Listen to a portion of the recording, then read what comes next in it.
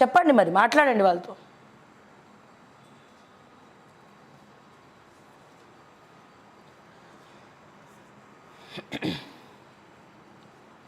PCC chance ఎవరికి, గివి మనం రాసుకునేవి యాక్చువల్గా.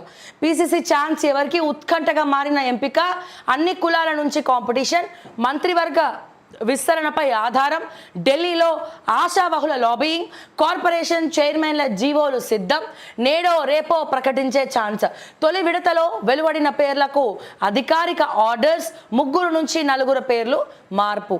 So TG nap cyber security వాహనాలకు ప్రారంభించనున్న సీఎం రేవంత్, రేపు కేబినెట్ విస్తరణ, కొత్త మంత్రుల ప్రమాణ స్వీకారం సైతం అధికారికంగా వెల్లడించని సర్కార్, రాజ్ భవన్ వేదికగా సన్నాహాలు, ఢిల్లీలో ఆశావహుల ప్రయత్నాలు, పేర్లపై ఏఐసిసికి క్లారిటీ ఇచ్చే ఛాన్స్, తాజాగా గవర్నర్తో speaker chairman meeting, chief secretary సైతం మర్యాదపూర్వక భేటీ, కేబినెట్ విస్తరణపై ఆశావహుల్లో ఉత్కంఠ నెలకొంది. ఈ నెల 5వ తేదీ తర్వాత ఆషాఢ మాసం వస్తుండడంతో రేపే మంత్రివర్గ విస్తరణ ఉంటుందని, కొత్త మంత్రులు ప్రమాణ స్వీకారం చేస్తారనే వార్తలు వినిపిస్తున్నాయి. ఎవరికి అవకాశం ఇవ్వలేదని ఇప్పటికే దాదాపు ఫైనల్ అయ్యిందని టాక్. ఏఐసిసి నేతలు మరోసారి పరిశీలించి పేర్లను వెల్లడించే ఛాన్స్ ఉన్నది. ఇటీవలే ఢిల్లీ పర్యటన సందర్భంగా CM Revanth, deputy CM Bhatti, పలువురు మంత్రులు ఏఐసిసి పెద్దలతో సమావేశమయ్యారు. పీసీసీ తరపున ఎవరిని మంత్రివర్గంలోకి తీసుకోవాలో జాబితాను సైతం వారికి సమర్పించినట్టు తెలిసింది. కేబినెట్ విస్తరణతో పాటు టీపీసీసీ చీఫ్ నియామకం సైతం జరగచ్చని లీకులు వెలువడుతున్నాయి. తాజాగా చీఫ్ సెక్రటరీ రాజ్ భవన్ వెళ్ళి గవర్నర్ను కలవడం, ఆ తర్వాత అసెంబ్లీ స్పీకర్, మండలి చైర్మన్, అసెంబ్లీ సెక్రటరీ తదితరులంతా సమావేశం కావడం వెనుక వేర్వేరు కారణాలు ఉన్నప్పటికీ కేబినెట్ విస్తరణపై హడావిడిలో భాగమేననే చర్యలు మొదలయ్యాయి. సో మీరు చూడండి ఇక్కడ, సో కేబినెట్ విస్తరణ ఖచ్చితంగా, నేను మొన్ననే చెప్పిన, ఈ మంత్రి పదవులు వాళ్ళ ఎడ్యుకేషన్ ఏందని చూడడం కాదు, కానీ లాబింగ్ చేసుకున్నారు. ఎవరైతే కొన్ని కోట్ల రూపాయలు గుమ్మరించిన వాళ్ళు ఉన్నారో ఆల్రెడీ పేర్లు కూడా అనౌన్స్ చేసిన నేను మీకు. పాయింట్ నెంబర్ 1, 2 వ్యక్తులు ఖచ్చితంగా రేపు క్యాబినెట్లో ఉండబోతున్నారు. వాళ్ళు కనుక ఉంటే నేను చెప్పింది కరెక్టే అని చెప్పి మీరు అర్థం చేసుకోవచ్చు. ఇక్కడ ఎవరు వాళ్ళు? ఒకలేమో వివేక్ వెంకటస్వామి క్యాబినెట్లో, ఇంకొకరేమో రాజగోపాల్ రెడ్డి. సో రాజగోపాల్ రెడ్డి గారికి టికెట్ క్యాబినెట్లోకి తీసుకుంటే ఉత్తమ్ కుమార్ రెడ్డికి సంబంధించిన వ్యక్తికి కూడా క్యాబినెట్లోకి తీసుకోవాలని చెప్పి ఆయన గొడవ పెడుతున్నాడు. సో ఇక్కడ కాంపిటీషన్. సో ఇక్కడ కొన్ని కోట్ల రూపాయలకు బేరం పెట్టిండ్రు. ఎవడైతే ఎక్కువ ఫండ్ ఇస్తారో వాళ్ళకే మంత్రి పదవి అని తేల్చి చెప్పేసారు. సో వీళ్ళిద్దరు మాత్రం ఖచ్చితంగా ఉంటారు. మిగిలిన వాళ్ళ సంగతి పక్కన పెడదాము. సో రకరకాలుగా లాబింగ్లు చేసుకుంటున్నారు, కానీ వీళ్ళిద్దరు మాత్రం ఖచ్చితంగా అట్లీస్ట్, మరి లాస్ట్ మినిట్లో గొడవలు అయితే మళ్ళీ ఏం చేస్తారో తెలియదు, కానీ ఆల్రెడీ అక్కడ మెంబర్స్ ఎవరో ఫైనల్ అయిపోయింది కాబట్టే ప్రమాణ స్వీకారానికి రాజ్భవన్లో ఏర్పాట్లు చేస్తున్నారు. నీకు ఫైనల్ కాకముందు ఏర్పాట్లు చేస్తారా? మీరు ఎన్ని లాబింగ్లు చేసుకున్నా ఏం చేసుకున్నా మైండ్లో వాళ్ళు ఎవరికి ఇద్దామనుకున్నారో వాళ్ళకే ఇస్తారు. సో దాంట్లో ఒక రెడ్డి ఉన్నారు, మరి ఇద్దరు ఖచ్చితంగా దాంట్లో ఉండబోతున్నారు. ఒకవేళ వాళ్ళు కనుక ఉంటే అట్లీస్ట్ నేను చెప్పిన ఇద్దరిలో ఒక్కరన్నా ఉంటే నేను చెప్పింది కరెక్ట్ అని చెప్పి మీరు అర్థం చేసుకోవచ్చు. ఇక్కడనే పాపం మా ఇంటెలిజెన్స్ బాగున్నారా సార్? నమస్కారం అండి, బాగున్నారా? సో మా ఇంటెలిజెన్స్ ఒకటే మన వెనకాల పడతా ఉన్నది. ఎట్లా తెలుసుకుంటుంది శ్రావ్య? మొన్న దానకిషోర్ గురించి మాట్లాడుతుంది, ఐఏఎస్ ఆఫీసర్ చిట్టా అంటుంది, పోతా అంటుంది, ఎన్జిఓటీలో ఫైల్ చేస్తా అంటుంది, సిబిఐ ఎంక్వైరీ అంటుంది, సిఎంఓలో ఏం జరుగుతున్నాయో చెప్తా ఉంది. అంటే కొద్దిగా నాకు ఈ 6th సెన్స్ అనేది బాగా పనిచేస్తుంది సార్, ఇంటెలిజెన్స్కి చెప్తా ఉన్నా. 6th సెన్స్ అనేది నాకు బాగా పనిచేస్తూ ఉంటుంది అన్నట్టు. సో అప్పుడప్పుడు నాకు కొంచెం తెలివితేటలు ఎక్కువ అని చెప్పి కొంచెం ఇంత సందు దొరికితే చాలు, మనం ఇంత దాకా మనకి ఏం జరుగుతుంది అనేది అనలైజ్ చేసుకోగలుగుతాం. చాలా అలసిపోయినట్టు ఉన్నారు, నా వెనకాల పడి అసలు నాకు బాగా ఏడో కొడతా ఉన్నది. ఇప్పుడు కాదు, 1-2 months నుంచి. సో ఈ ఐఏఎస్ ఆఫీసర్ల పంచాయతీ ఏంది, ఈమెకి ఇన్ఫర్మేషన్ ఎట్లా వస్తుంది, ఎవరి ద్వారా గ్యాదర్ చేస్తున్నారు? ఇక ఒకళ్ళిద్దరు ఇన్ఫర్మేషన్ ఇచ్చిరే అనుకో, నా నెంబర్కి కాల్ వచ్చిందే అనుకో, ఆ రోజు వాళ్ళు అయిపోయారు. ఇక నెక్స్ట్ ఒక 10 రోజులు నేను ఫోన్ చేస్తే వాళ్ళు ఫోను లేపరు. అస్సలు లేపరు. ఎందుకయ్యా లేపలేదంటే నేను బిజీగా ఉన్నా, నేను చూసుకోలే అని కాకమ్మ కబుర్లు చెప్తురు. కానీ నాకు తెలియదా నా వెనకాల ఏం జరుగుతుందో, ఏం నిఘాలు పెట్టిరో, ఏమి తెలుసుకుంటుండ్రో, నా నెక్స్ట్ స్టెప్ ఏందో అనుకుంటుండ్రో.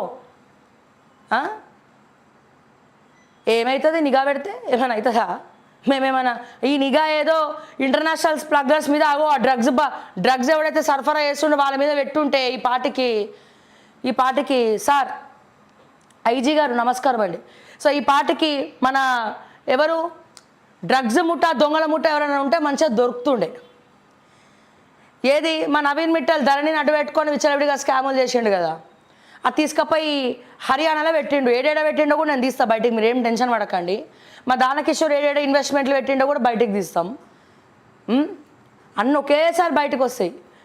అండ్ అట్లనే మన ఊరు మా అమ్మాయి కుమార్ పేర్లో ఉన్న అమాయకుడిలాగా బిహేవ్ చేస్తూ ఉంటాడు. సో ఇవన్నీ ఎట్లొచ్చినాయి? మీ నిఘాలేవో వాళ్ళ మీద పెట్టుంటే ఈ పాటికి మన తెలంగాణ సగం బాగుపడేది సార్.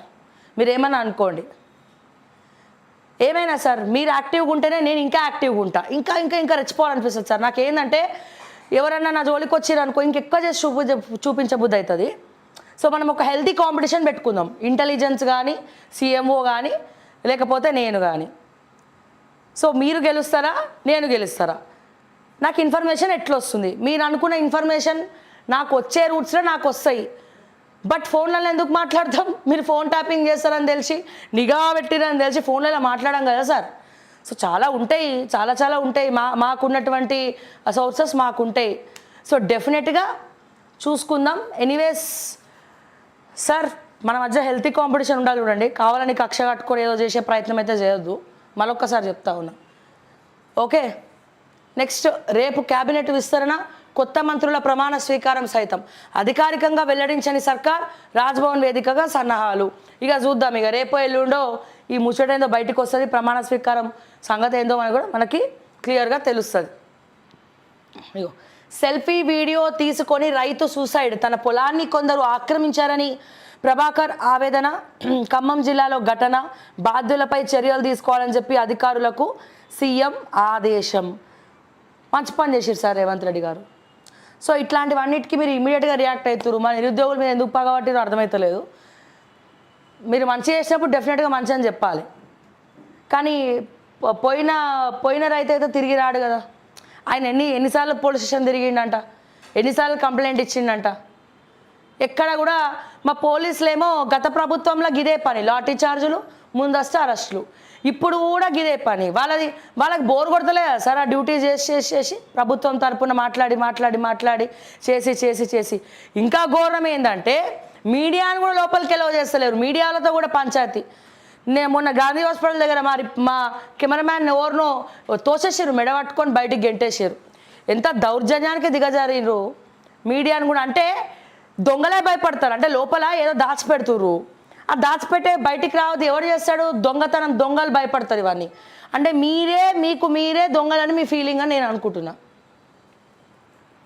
నెక్స్ట్, ములుగు జిల్లాకు సమ్మక్క సారలమ్మ పేరు. నేడు అన్ని పంచాయతీల్లో గ్రామ సభల నిర్వహణ. మంత్రి ఆదేశాల మేరకు సర్క్యులర్ జారీ. ప్రజా అభిప్రాయానికి అనుగుణంగా తుది నిర్ణయం. ఆన్లైన్లో సీఎంఆర్ఎఫ్ అప్లికేషన్లు, కొత్త విధానానికి సర్కారు శ్రీకారం. ఎమ్మెల్యే ఎమ్మెల్సీ సిఫార్సు లేఖలు సైతం. ఒరిజినల్ బిల్లులు సెక్రటేరియట్లో సమర్పణ. ప్రజాధనం దుర్వినియోగాన్ని అరికట్టే ఆలోచన. ఈ నెల 15 నుంచి అమల్లోకి. ప్రజాధనం దుర్వినియోగానికి అడ్డుకట్ట వేసేందుకు ప్రభుత్వం మరో కొత్త ఆలోచన చేసింది. సీఎంఆర్ఎఫ్లో అక్రమాలకు చెక్ పెట్టేందుకు ఆన్లైన్ పద్ధతికి శ్రీకారం చుట్టింది. ఇక్కడి నుంచి లబ్ధిదారులు దరఖాస్తులను ఆన్లైన్లో సమర్పించాల్సి ఉంటుంది. మెడికల్ ఒరిజినల్ బిల్లును మాత్రం సెక్రటేరియట్లో ఇవ్వాలని ప్రభుత్వం పేర్కొంది.